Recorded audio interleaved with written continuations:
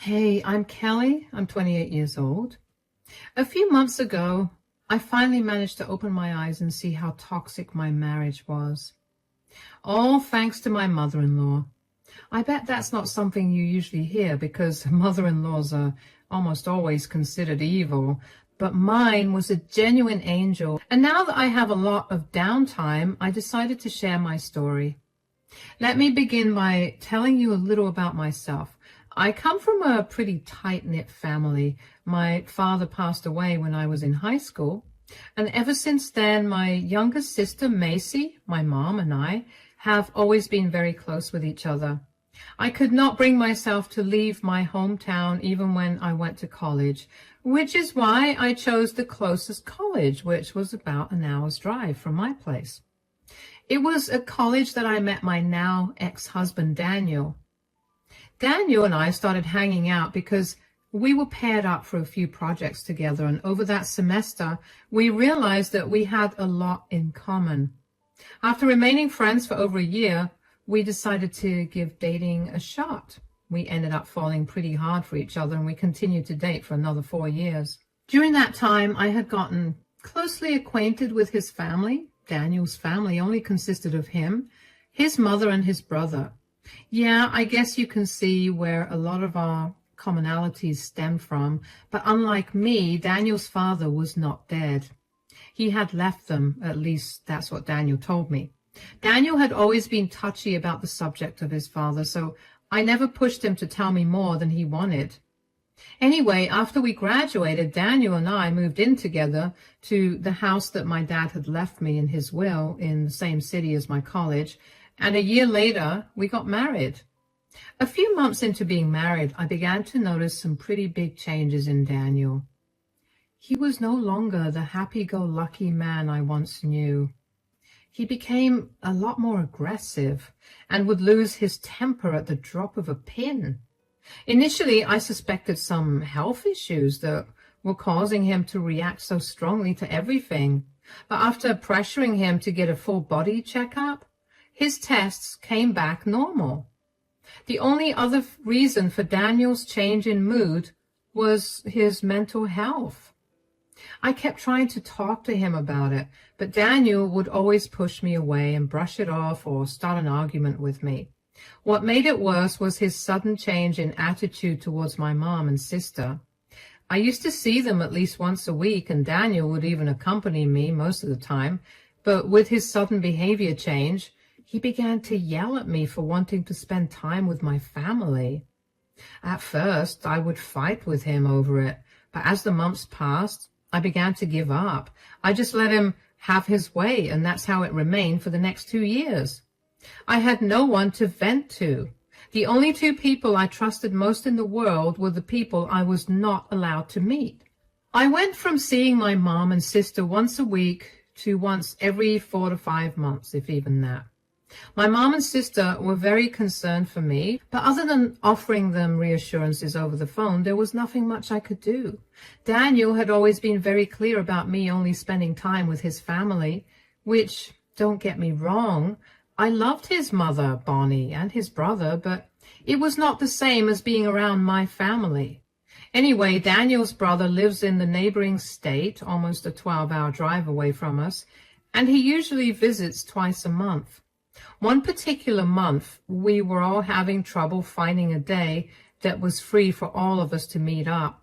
But when we eventually figured it out, we planned to have dinner together at a pretty upscale restaurant. But then, on that day, my sister Macy called me frantically while I was at work to tell me that her eye perforated and she needed to go to the hospital immediately. But her boyfriend and my mom were out of town, so she had no one to drive her or help her out.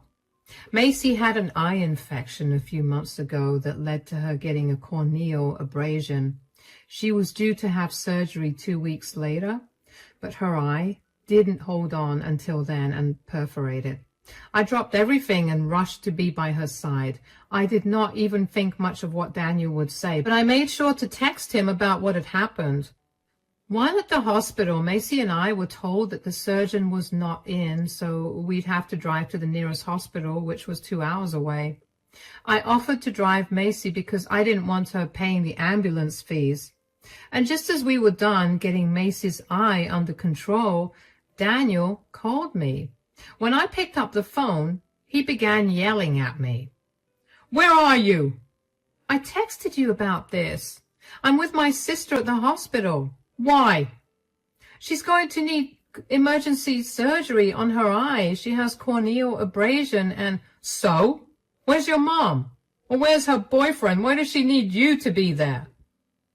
"Do you have any idea how scary surgery is? I'm here to be there for her because I'm her sister. Both my mom and her boyfriend are out of town." "Leave her alone. You made a commitment to my family." "Are you really asking me to prioritize dinner with your family over my sister's health?" "What have I told you repeatedly? My family will always be more important than yours." "And every time you told me that, you never answered why your family is more important." "Because I'm the man of the house. What more is there to say?" "That's the stupidest thing I've ever heard of." "I didn't ask for your opinion. I want you back home in time to make this dinner. You have no idea how many times I've had to reschedule this thing to make sure that everyone was free for it." "Just go ahead without me. I won't be able to make it in time. I have to take Macy to another hospital 2 hours away because the surgeon at this hospital isn't available today." "What?" "Just drop her off and come home. She'll be fine. She's not a child." "She may not be a child, but she's my sister. I'm not leaving her side till her surgery's done. I'll text your mom and let her know about my change in plans too. If it bothers you so much, I'm sure she'll be a lot more understanding than you are right now." "Who cares what my mother thinks? That's not the point. The point is that you're disrespecting me by putting something else above spending time with my family." "Something else?" "We're talking about my sister's emergency eye surgery. She could go blind by the end of the day if it's not fixed. Even dinner with the president would stop me from being by her side right now. So neither will this dinner. I will be back when I'm done." "You're not allowed to come back home. I don't want a rude, disrespectful person living under my roof." "Whatever. I have bigger things to worry about than your childishness." I didn't know how I suddenly found my voice, but I think seeing my sister in danger brought my old self back, and I was able to talk back to Daniel. Usually I would have just caved, but when I didn't that time, I felt a rush of energy like I was free. I didn't get much time to dwell on it at that time, but after Macy's surgery was done and I drove her back home, I thought about it. I didn't know what to make of it. I loved Daniel with all my heart, but I also didn't think it was normal to feel good after standing up for yourself against your partner. I made sure to text Daniel's mother, Bonnie, and his brother an apology for not attending dinner, and both of them assured me that it was no problem. They asked me to keep them updated on my sister's progress, and seeing them be so understanding only made me more confused about why Daniel was so uptight about me not attending dinner with them. Over the next 2 days, I didn't think too much about Daniel, mostly because I was too focused on taking care of Macy. I took the next few days off so I could properly look after her. My mom was set to return after those 2 days, so I was also excited to finally meet my mom. When I did have some downtime, though, I did feel hurt that Daniel never made an effort to call or reach out to me when I didn't go back home. Every time I thought about reaching out to him first, I remembered the rush of energy I felt when I stood up for myself, and I couldn't bring myself to text Daniel. But after those 2 days, there was a knock at the door. I expected my mother to be there and was pleasantly surprised to see Bonnie, Daniel's mother.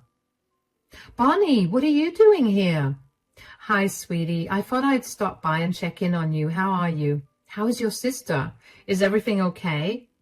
"Yeah, the surgery went well and Macy's recovering right now." "That's so good to hear. What about you? How are you doing?" Good. Why?" "I heard that you and Daniel had a falling out." "Oh, yeah. He's mad at me because I prioritized my sister over dinner with you, which, by the way, I'm so sorry that I couldn't make it to dinner. I just could not leave my sister all alone. Sweetie, there's no need to apologize. I have no problem with you not attending dinner. What I do have a problem with is my son's attitude towards you. I came here to tell you that we need to get started. Get started? What do you mean? You can't let Daniel get away with this, can you? So you're asking me to take revenge on him? Are you sure you want to do that? I mean, you're his mother, and I didn't think you'd want him to suffer. I raised my sons to be respectful and empathetic people, not monsters. I want Daniel to realize how wrong he was for treating you that way. The only way for me to do that is if you help me. I don't know. I was kind of just hoping that he'd cool down and then I'd be able to go back home. Besides, my sister needs me here anyway, and having him stay mad at me is the perfect excuse to be here and not return home. I don't know if you can hear how sad that is, because it really is. You shouldn't need an excuse to stay away from home. Yeah, but you know how Daniel is. He has to get what he wants, and he throws a tantrum until he does. I know that sounds horrible, but that's what I signed myself up for when I married him. It doesn't have to be that way. I have to ask you, has he always been like this? Well, not always. He only became like this after we got married. Don't you think that something must have happened to make him change so drastically?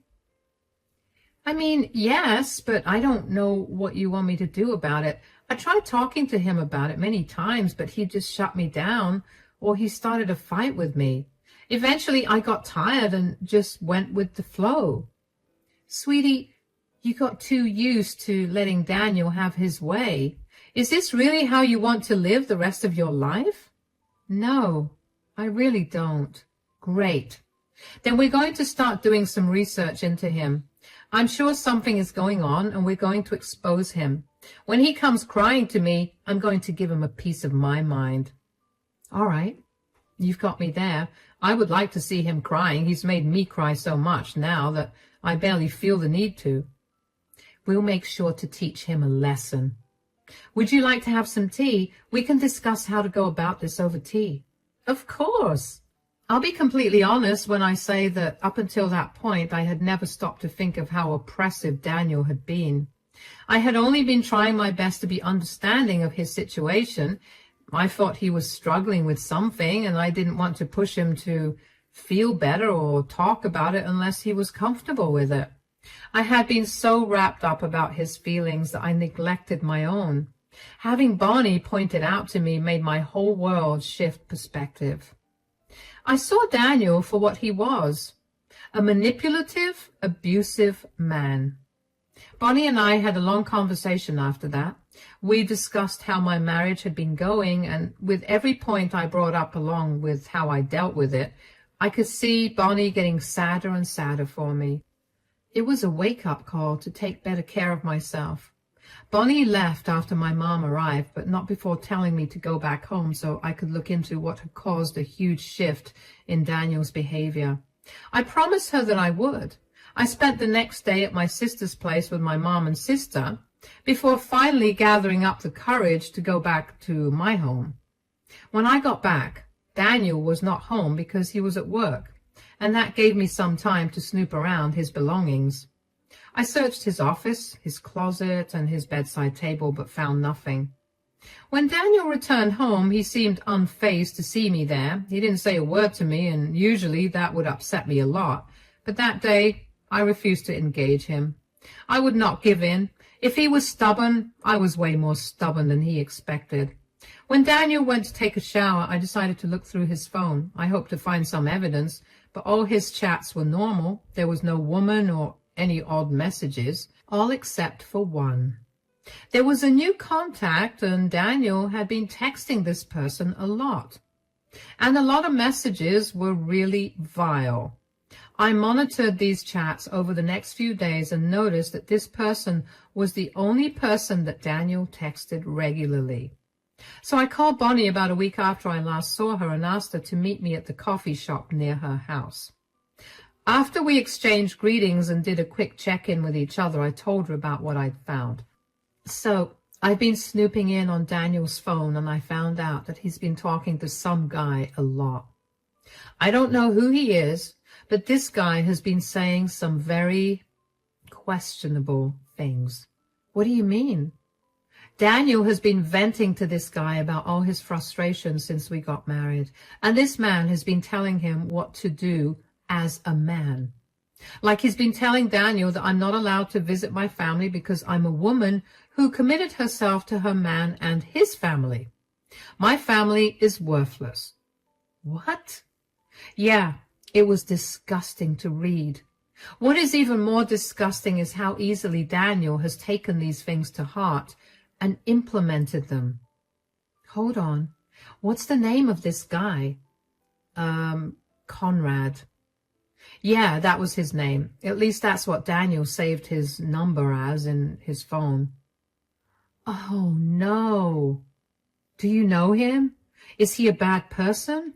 Well, aside from what he's been saying, I mean, he's worse than bad. I hope I'm wrong, but the person Daniel may be talking to is my ex-husband, his father. What? Wait, how did he find his father? He told me that his father abandoned him.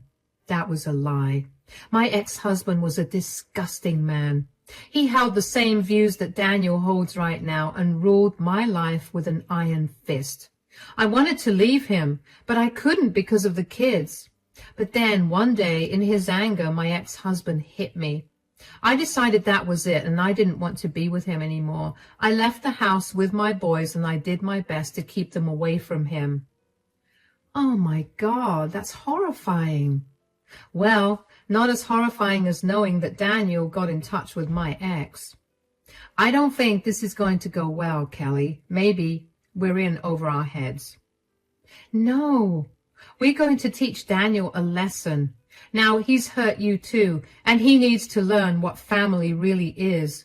He needs to see that the very family he forced me to put above everything and everyone else has no problem turning their backs on him. He needs to learn that there are consequences for hurting others. But what do we do? It's simple. Daniel clearly seems like he idolizes his dad right now. Daniel meets his dad at the bar a few blocks down from my place every weekend. We can go and confront him there. He worked really hard to hide his interactions with his dad. I mean, he saved his contact with his dad's full name and never called him Dad in the chats. I'm sure he'd hate for you to see him with his father. And then I'll also hand him the divorce papers. I don't think he'll make the divorce easy for you. I hope you know that. Don't worry about that. The house and all the furniture in it is completely mine, and everything else he can take, which is technically only his stuff, so he can try to make the divorce hard, but it won't do anything. All right, let's get you to a divorce lawyer as soon as possible. I was shocked to find out the truth behind Daniel's father, and even more shocked that Daniel would willingly associate himself with a man who hurt his mother. Bonnie was quite literally one of the kindest people I'd ever met, and I could never imagine hurting her like this.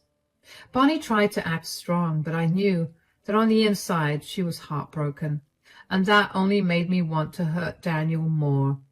Over the next week, Bonnie and I started the filing process for the divorce, and when I got the divorce papers in my hand, Bonnie and I made our way to the bar where Daniel frequented to meet his father.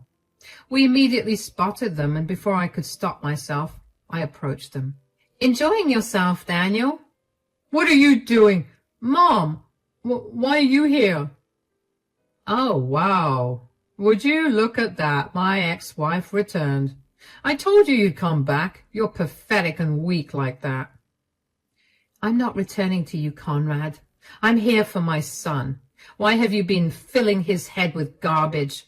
Didn't you do enough damage to our family? You had to fill Daniel's mind with that garbage?" "Garbage? What I speak is the cold, hard truth. But of course a woman like you will never understand that because you don't have the intellect to."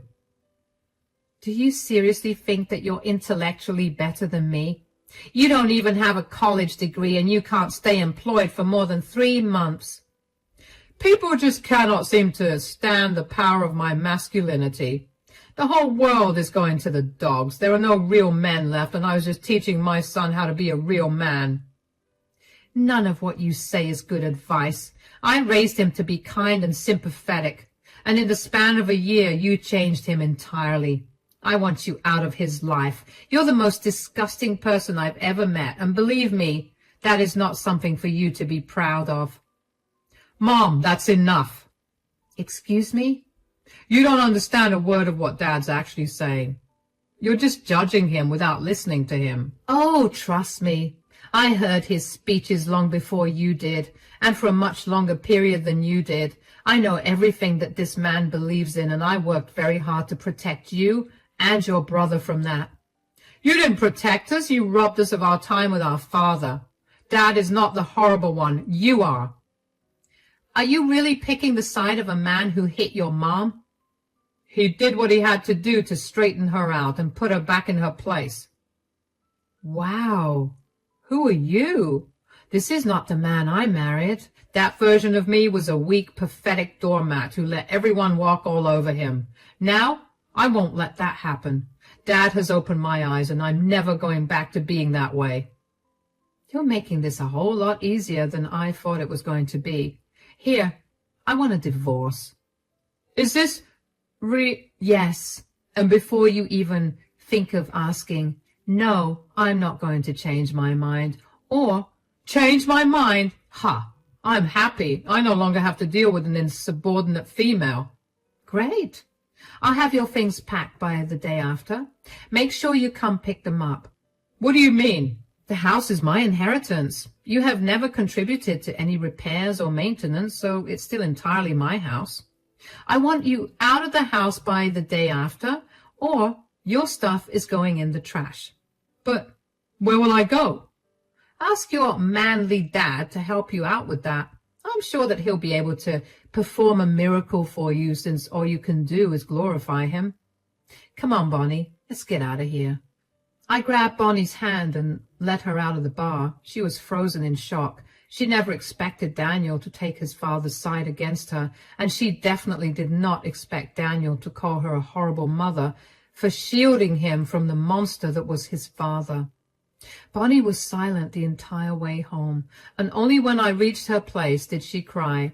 I hugged her and did my best to comfort her. We talked for a while, and in the end she decided that she was going to disown Daniel and move to stay with her other son. I was glad that she would be getting out of that place that reminded her of her past and of Daniel. The months following that were nothing short of a nightmare. Daniel made the divorce process unnecessarily hard. He wanted to contest everything, even the things that I was willing to give up. He also tried to get me to pay him $10,000 for all the money he spent on groceries and other miscellaneous expenses while he was living in my house, without which he said he wouldn't move. Thankfully, since that money was his personal expense, I had no reason to pay it, and he had to move out.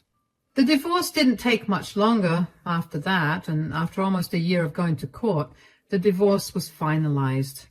I was finally free. I even had a celebration party for it, and I invited Bonnie and Daniel's brother to attend it as well. For a few weeks, everything was quiet. I was getting used to being alone at home. I made sure to change the locks, added an extra lock, the one with the chain that allows me to open the door just a little bit, and install security cameras at the front and back doors. It was a good thing I did all of this, because one day Daniel showed up at my front door. He looked disheveled and like he hadn't eaten or taken a shower in weeks. I had no idea where he was living, nor did I care. I kept the chain lock on and only opened the door a smidge to talk to him. Yes, what do you want? I made a mistake. Is that so? I'm so glad you recognize that. Now, if you'll excuse me. No, wait. Aren't you at least a little curious as to why I'm saying I made a mistake? Not really. The day I asked you for a divorce, I stopped caring about you. You showed me your true colors, and I was done letting you get away with everything just because I loved you. I know you're mad and upset, but I'm sorry for the way I treated you. My dad got in my head, and I guess it's because I never got to experience a father-son relationship ever. I should never have tried to find the man. I lost my wife and my family at the same time with that mistake. Is there any chance that you could forgive me? Sure, I forgive you. Really? Just like that? Forgiving you doesn't mean I've forgotten about how easily you got manipulated and you complied to treat me like I was nothing. I'm forgiving you for my sake, not yours. That's fair, I guess, but I'm in a really rough spot right now. Could you help me out? Remind me again why you've suddenly realized that your father is not a good man. Well, I asked him if I could move in with him, and he told me that he was not going to house a grown man. Then he called me a bunch of names that snapped me out of whatever I was under. You're too late for that. You betrayed your mother, who single-handedly raised you and loved you with all her heart and soul, for the man who hit her and made her a single mother to begin with. You showed me that you don't actually care for me because it did not take much for you to decide that you were going to treat me like I was your servant instead of your wife. You can apologize all you want, but none of us are going to help you. You did this to me. The least you could do is let me live here. I promise I'll stay out of your way the entire time. Absolutely not. You chose this path. Now walk it. Leave me and your poor mother out of it. Goodbye. I shut the door with as much force as I could. I really did not want Daniel back in my life. Just thinking about him easily defending his dad's assault on his mom made me quiver in fear. It only made me think about how that could have been me in the future if I had stayed with him. I couldn't be more grateful to Bonnie for getting me out of my relationship before I had no way to escape. What happened next with Daniel is both shocking and expected at the same time. Daniel continued to go to the same bar he had been going to for the past year to meet his dad, and ended up running into his dad there again. They began talking, and somehow they broke into a fight, apparently. Daniel got angry with his dad for ruining his life and for not letting him live with him. In his drunken state, Daniel punched his dad so hard that he ended up falling and hitting his head against a sharp corner.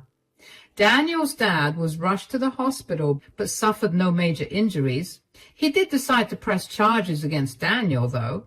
Daniel was initially charged with intended assault, but with statements from Bonnie and his brother, they were able to reduce the charges to assault without intent. Daniel's intoxication was of no use as a defense because of Daniel's very sober thoughts of violence that he very proudly showed off to everyone. As a result, he was sentenced to 3 years in prison with parole. I was more shocked that I didn't feel anything when I heard this news from Bonnie than when I heard the actual news. It is sad to think about how I went from loving this man with everything in me to feeling absolutely nothing. I wasn't lying when I said I forgave him. I didn't want to be burdened with a grudge, so I forgave him for my peace. I'll never forget what he did and said, though. Those words and actions will haunt me forever, and I'll be okay with that in time. Bonnie has officially moved to stay with her other son. She's a lot happier there, and we still keep in contact. It's been a few months since Daniel and I got a divorce, and I've had the time of my life doing whatever I want to. And of course, spending time with my family. And yes, Macy is doing a lot better, especially now that she has me by her side whenever she wants. Thank you for listening.